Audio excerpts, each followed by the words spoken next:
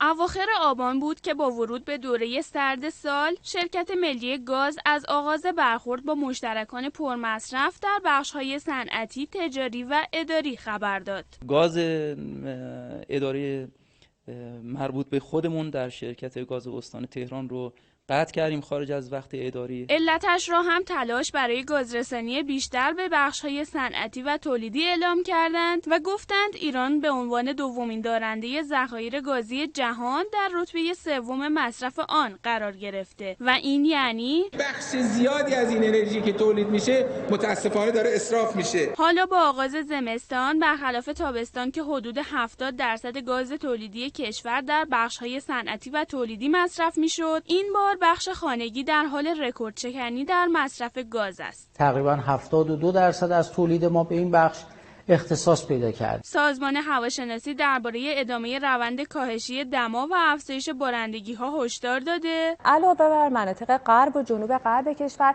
در بخشایی از جنوب، مرکز و حتی دامنه‌های جنوبی البرز، بخشایی از شمال غرب کشور هم درگیر بارش خواهند بود. به سبب شدت بارش‌ها هشدار نارنجی هواشناسی صادر شده و مردم هم برای مدیریت مصرف گاز توصیه‌هایی دارند. از لباس گرم در داخل اتاقشان، خونه‌هاشان بپوشن. اتاقی که کسی ننشسته گازها رو خاموش کنیم. پنجره‌مون جداری نیست، از قسمت فوم‌های درزگیر استفاده کنیم. نذارم بیاورم تو کوچه و تو خونه کارا می‌کنم قریب بجوشه. نه. طبق اعلام شرکت ملی گاز بیش از 28 میلیون مشترک گاز در کشور وجود دارد که حدود 27 میلیون آنها در بخش‌های غیر صنعتی هستند.